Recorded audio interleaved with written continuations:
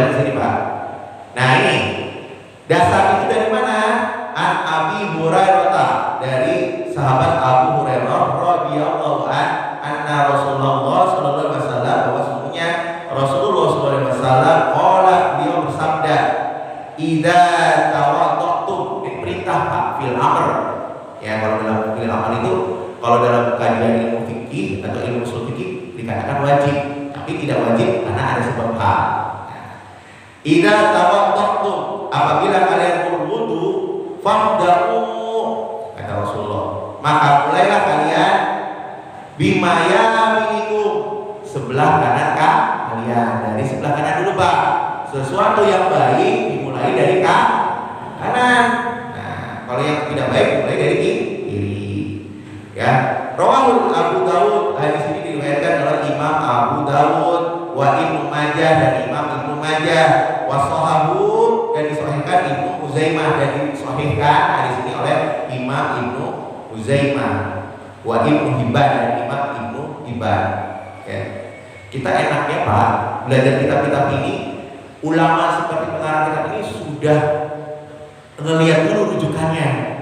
Jadi para ulama, kalau kita sekarang kita baca doang, oh ada dalam kitab Ibnu Majah, oh ada dalam kitab Ibnu Dawud. Kalau kita cek ada Pak, insya Allah ada, nggak mungkin nggak ada Pak. Ya seperti itu.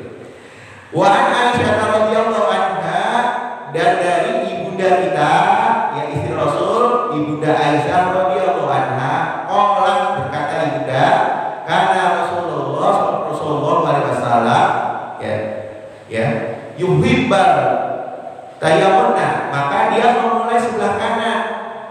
Ketika apa? Fi tanah ulihi. Ya, tanah ulihi itu ketika dia memakai sendal Pak. Watarat ulihi, dan ketika dia menyisir rambutnya. Jadi dia mulai dari kanan dulu Pak, nyisir rambut. Kalau pakai sendal, dia sebelah kanan dulu Pak. Watahurihi, dan ketika dia bersuci. Jadi mulai dari kanan terlebih dahulu.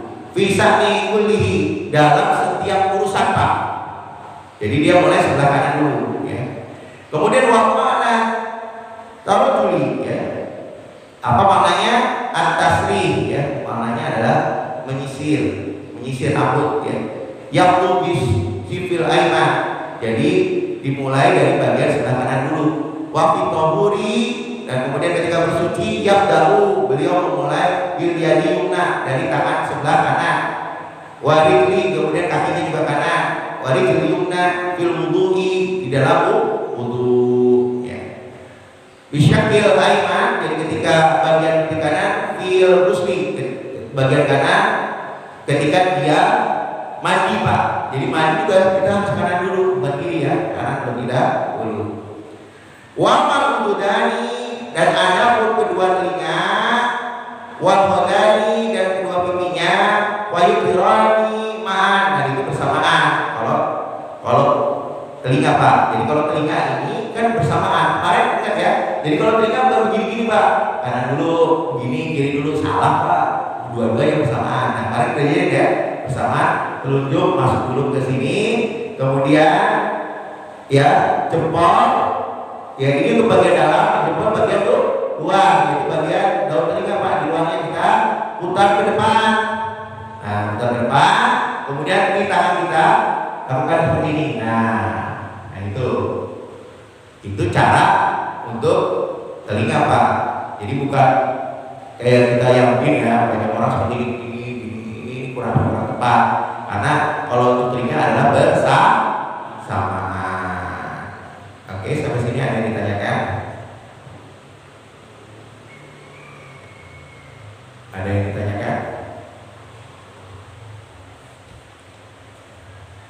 Jadi kalau kebiasaan kita berbeda sebelumnya, mulai sekarang kita ikuti sunnah-sunnahnya. Karena ini diajarkan Pak, sebenarnya oleh para kiai kita dahulunya, cuma memang banyak yang tidak sampai ke kita. Makanya butuh pengajian seperti ini Pak.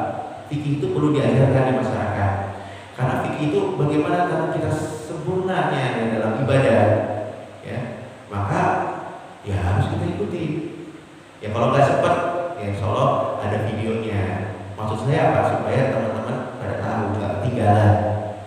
Karena pembahasan fikih pagi ini kita insya Allah akan kita lanjutkan sampai selesai supaya kita tahu, oh nanti sholatnya begini bedanya dengan imam lain apa. Nah enak Pak. Jadi nanti kalau ada pendapat orang yang oh ini nggak bisa, ini nggak boleh, nah kita jadi tahu, oh nanti ada hari kok saya begini kok harusnya begini ya gitu. Dan sesuatu yang mungkin kita nggak paham tadinya, mungkin wudunya juga masih kurang, kita perbaiki Pak sekarang ya supaya sempurna ya, supaya sempurna wudunya ya gitu. Oke, ada yang pendapat komentar? Silakan. Terutama tata cara Pak, kalau nggak paham harus paham yang kayak gini ya Pak ya, kayak gini harus paham